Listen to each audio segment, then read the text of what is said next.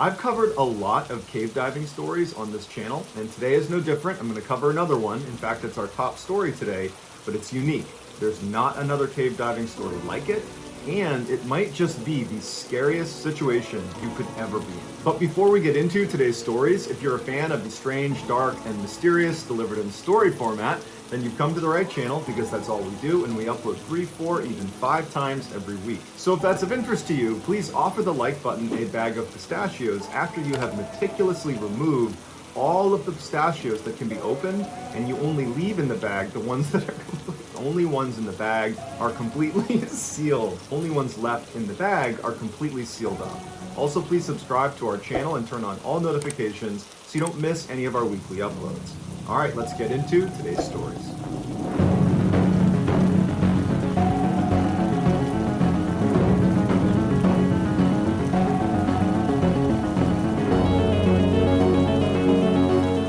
Mount Fuji is the highest mountain in Japan, rising up to 3,776 meters, and it's actually a volcano. It's dormant. The last time it erupted was in 1707, but geologists still classify it as active. Tourists are allowed to climb Mount Fuji, but only between July and September, because in the winter months, the mountain gets completely treacherous. There's snow and ice, and the wind picks up. It's very, very dangerous, so it's off limits. Now, thrill seekers, if they really wanted to, they could climb Mount Fuji in the winter, because there isn't a security guard posted up at the bottom of Mount Fuji checking people in and out.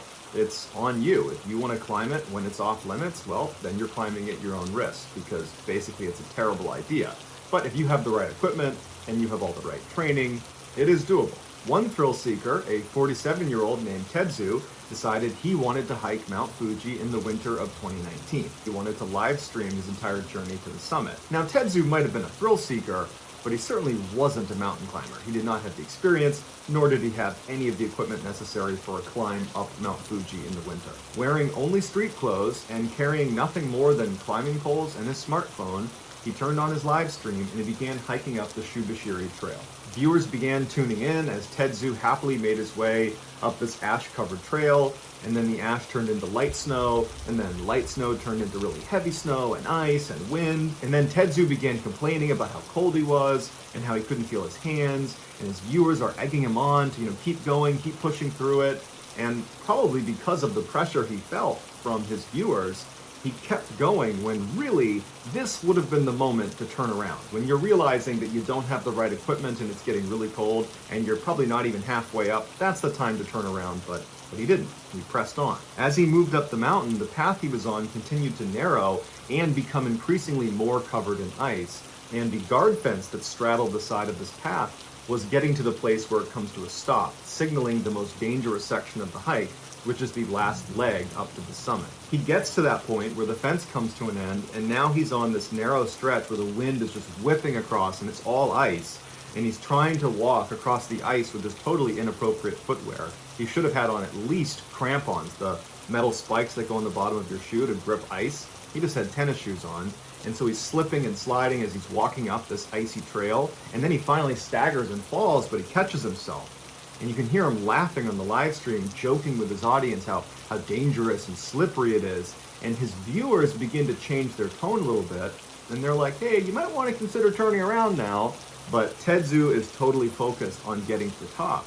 So he stands back up and he continues to kind of shuffle his way towards the summit on this stretch of ice. He finally gets right up below the summit to where on his live stream you can actually see the top of Mount Fuji.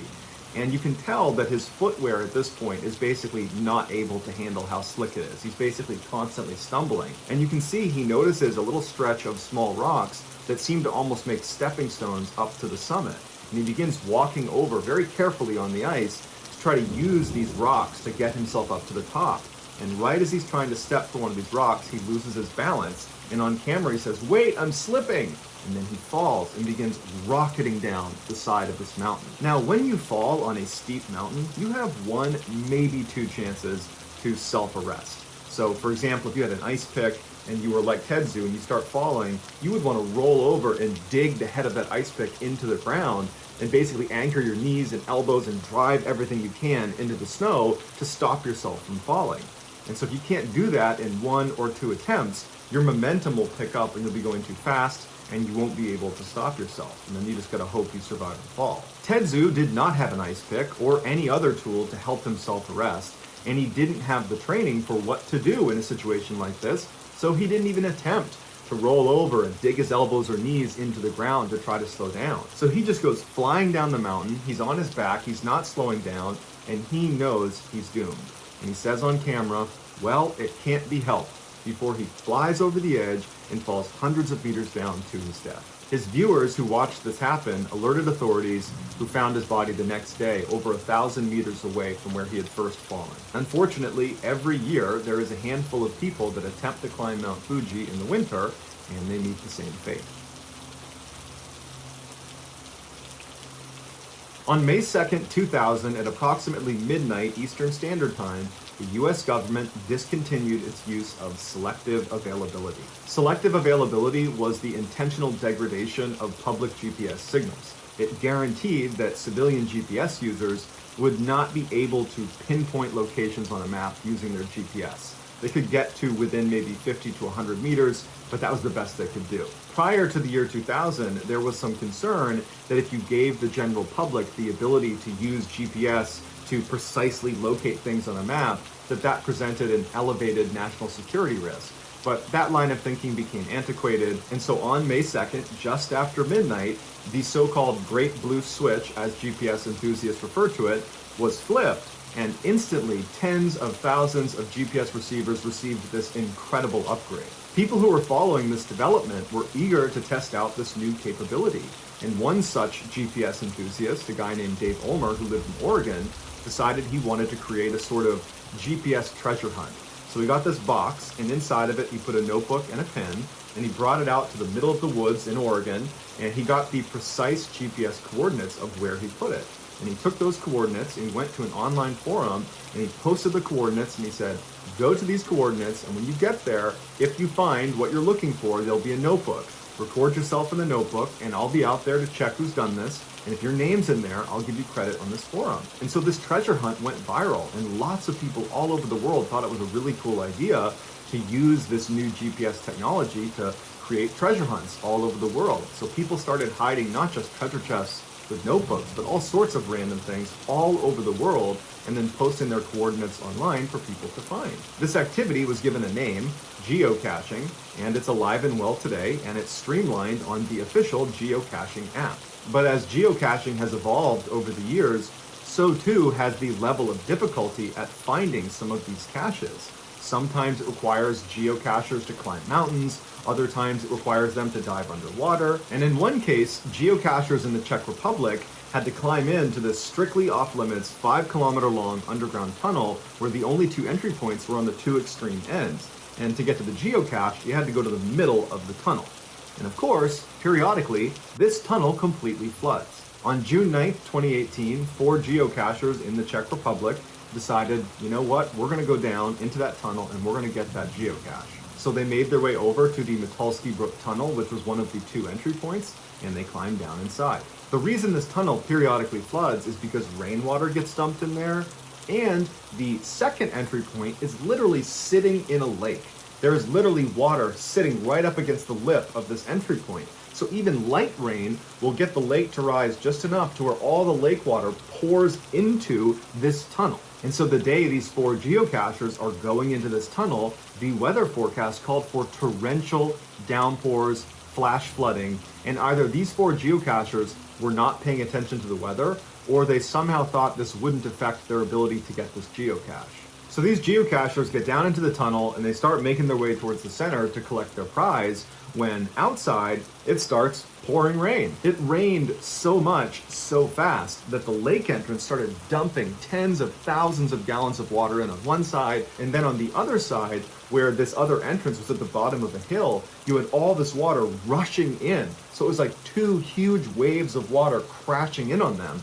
And in fact, the survivors would say, because they were right towards the middle of the tunnel, they heard what sounded like a car or like a train. It was getting closer and closer and closer. And that's when they realized it was 2 waves of water crashing in on them. In a panic, they turned and started running back towards the entrance they came in on. But as they're running, they're hit with this wave, and 2 of the geocachers got sucked underneath.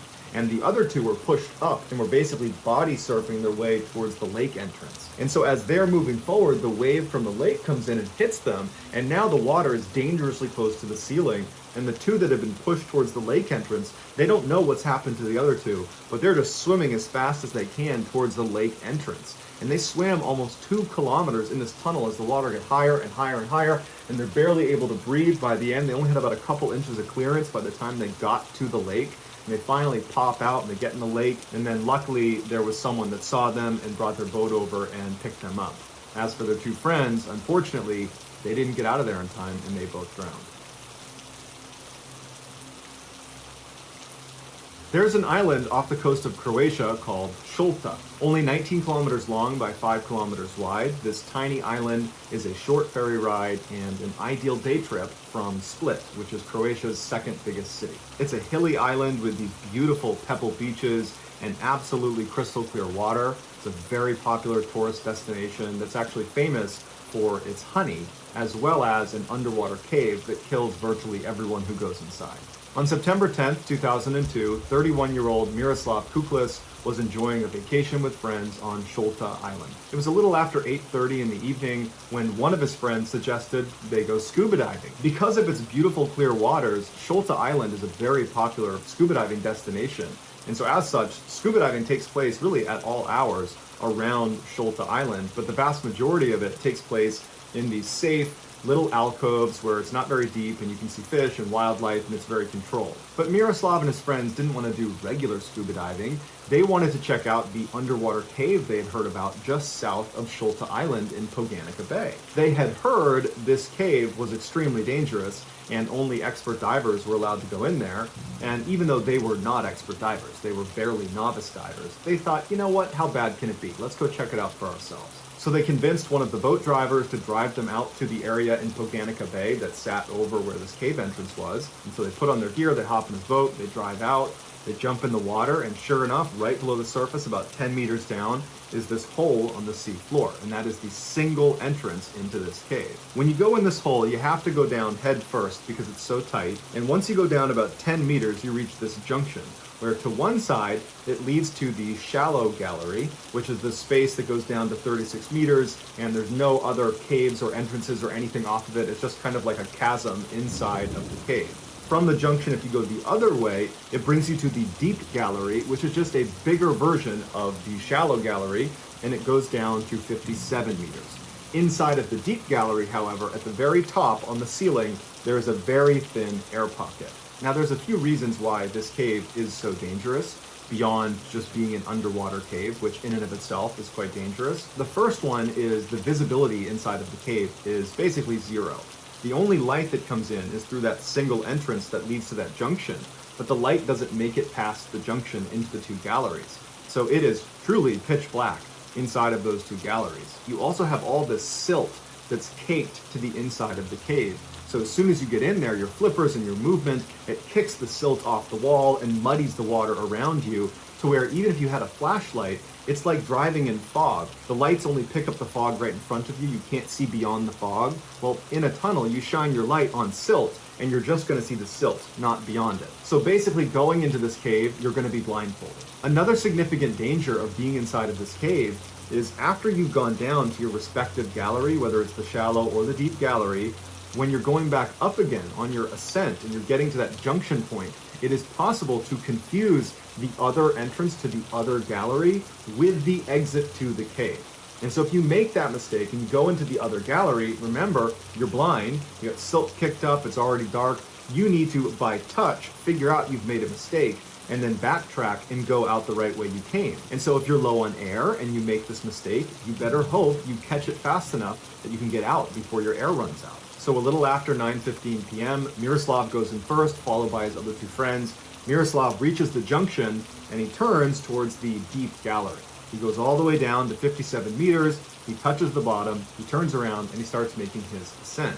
On the way up, he gets to the junction and he makes the critical mistake of going into the shallow gallery, believing that is the exit to the cave. He probably got in there, bumped his head, started feeling around, he's picking up silt, He's starting to panic. He's looking for the way out again. He finds the exit to the junction, but instead of taking the exit out of the cave, he makes the same mistake again and goes into the deep gallery. And now he's in the deep gallery, he's feeling around, he's running low on air, and based on his dive computer, he was fumbling around in there for quite some time. And having spent some time underwater myself in the pitch black as a Navy SEAL, I can tell you that it's very easy to imagine, oh, it would be so easy to stay calm and have your bearings and know where you are. But when you are completely in total pitch black underwater, it actually is hard to tell what's up, what's down. You can feel the pressure in your ears. That's a good way to tell where you are in the water. But, realistically, it's totally possible to get completely disoriented underwater. And my guess is Miroslav was totally disoriented until he stopped and he's trying to make sense of what's happening. And at some point, Miroslav must have looked at his air gauge and realized, I'm out of air now. And he made one last push to try to get to the surface, but he hit a ceiling. And that's when he realized, based on maybe the touch and feel, maybe he took his gloves off and he's feeling around, he felt that he was in the air pocket, that thin amount of air that sat right at the top of the deep gallery. He must have realized at this point that there was so little air down here that he probably only had maybe a few minutes that he could be down here breathing before he was going to drown. And in terms of making his ascent to the surface on a breath hold, the only place where there's an air pocket is the deep gallery. And so probably he knew that. And so he's thinking, I'm, maybe 40, 50 meters under the surface right now, and I can barely catch my breath now. I'm not going to be able to hold my breath to the surface. And so staring down a certain horrific drowning death, he pulled out his dive knife and he plunged it into his heart. And when they did his autopsy later, it would show he did not drown. He died because he had a knife in his heart. Back on the surface, the other two divers had gotten out successfully and they're in the boat and they're waiting for Miroslav. But after over an hour went by and he hadn't surfaced, they contacted the police. The police show up and they send two special divers down into the cave to look for Miroslav. One of those divers was a 25-year-old named Oliver Maric. And so these two divers go down and they're looking for Miroslav and they can't find him and they're running out of air. And on their ascent, Oliver Maric makes the same mistake that Miroslav did and gets trapped inside of the shallow gallery. The other diver initially made that mistake but managed to get out again, but Oliver went back and forth between the deep and the shallow gallery until he too drowned in that cave. It would take 3 days for the police to find and remove Miroslav and Oliver from this cave. And to this day, the police warn divers not to go in this cave unless they're experienced enough to be going in there. But year after year, inexperienced divers try their luck inside of this cave and they make that same mistake. They get trapped and they die. So that's going to do it, guys. If you found the secret in today's episode, let us know in the comments what it is and where you found it. So give us the timestamp. And if you're the first to do that, we'll pin you at the top of the comments section. If you enjoyed today's video and you haven't done this already, please offer the like button a bag of pistachios, but beforehand, meticulously go through and ensure the only ones left in the bag are of the sealed variety. Also, please subscribe to our channel and turn on all notifications so you don't miss any of our weekly 3, 4, even 5 video uploads. If you want to get in touch with me, you can direct message me on Instagram or on Twitter, where my username is the same. It's johnballin416. I also have a ton of content over on TikTok, where my username is Mr. Ballin. If you have a story suggestion, please submit it to our subreddit just called Mr. Ballin. It's linked in the description below. So whether I see you on Twitter, Instagram, TikTok, Reddit, YouTube, or some combination, just know that I really appreciate your support, and until next time, that's going to do it. See you.